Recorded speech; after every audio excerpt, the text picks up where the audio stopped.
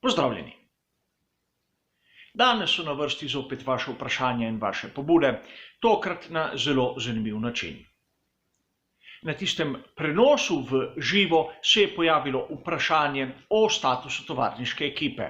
Takrat sem že malce razložil, a sedaj sem se spomnil, da bi lahko naredil kompleten, malce bolj temeljit pregled statusa ekip v Formuli 1. In danes je čas za to.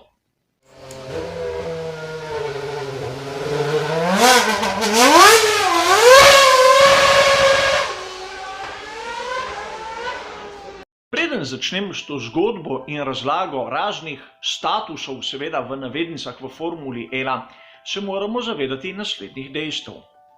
Prvo je to, da mi, navdušenci in razni poročevalci, nalepimo določene statuse ekipam.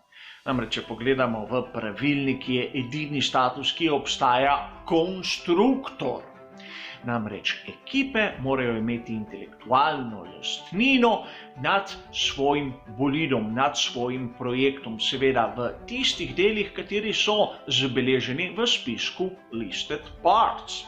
In seveda tu imajo lahko zunanji izvajalce, kateri jim pomagajo, a ti zunanji izvajalci lahko delajo samo za eno in edino ekipo, ter prehod znanja med enim in drugim konstruktorjem je strogo prepovedan.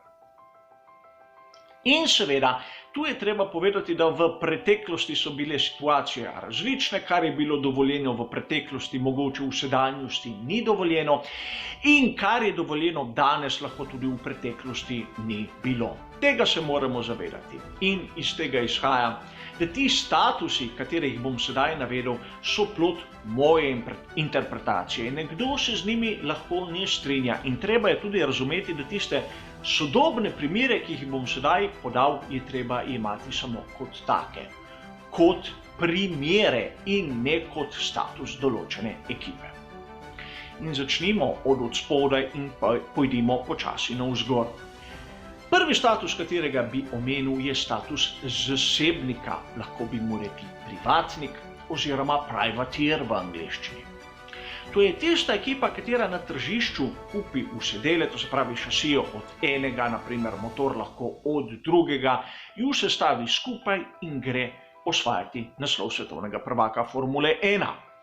In mnogokrat si boste mislili, da to so tiste malce manj premožne ekipe, tiste bolj z dna lestvice, katere so uporabljale odrabljen material, star material, bom rekel, tisti, katerega glavne ekipe, glavni konstruktori niso več potrebovali.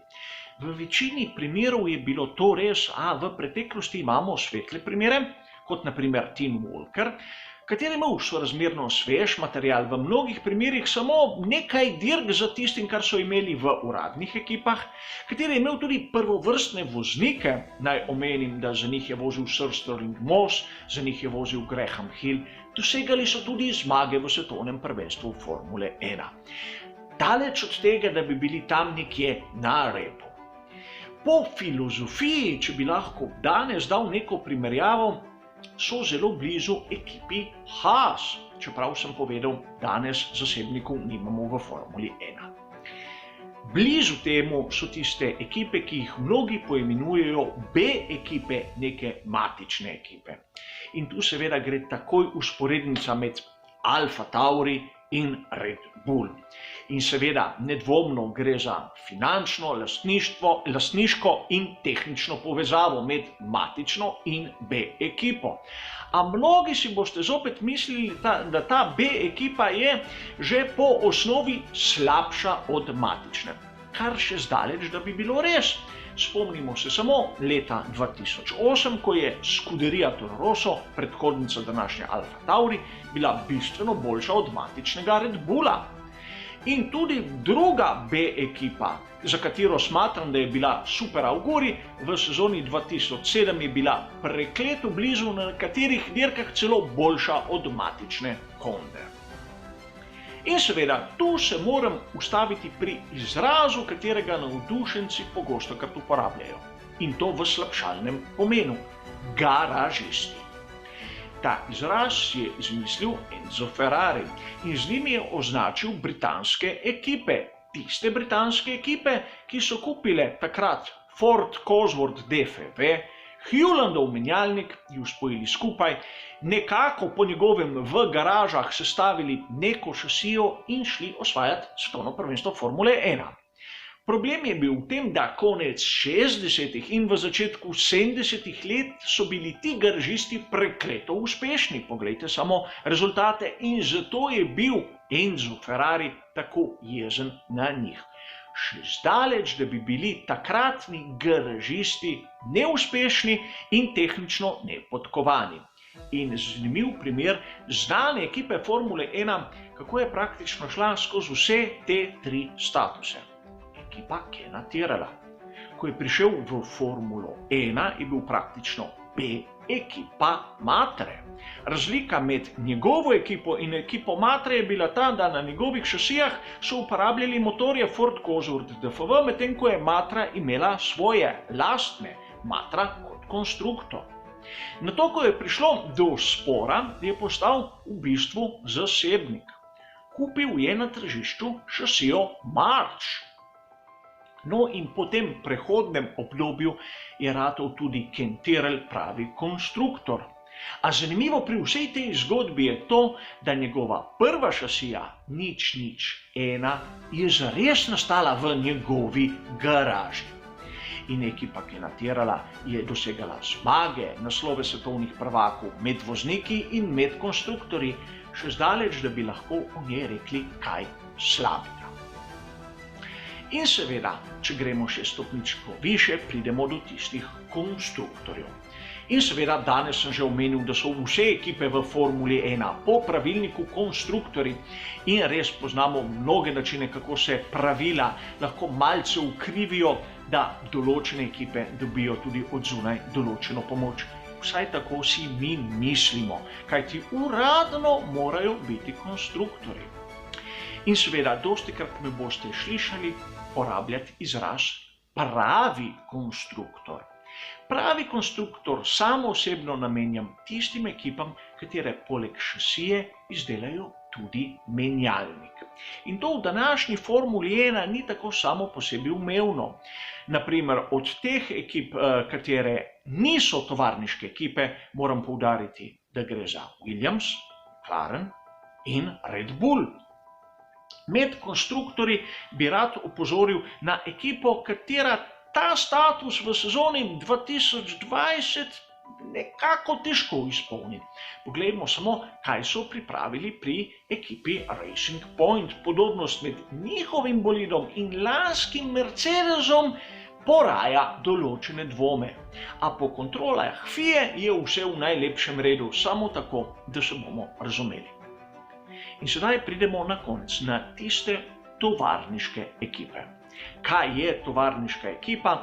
Tovarniška ekipa je praktično ekipa, katero ima nek konstruktor, katera izdela šasijo in motor oziroma pogonski sklop oziroma ne kupuje nič na tržišču, bom rekel, od teh glavnih komponent, seveda tudi oni določene zadeve kupujejo, da ne bo pomot.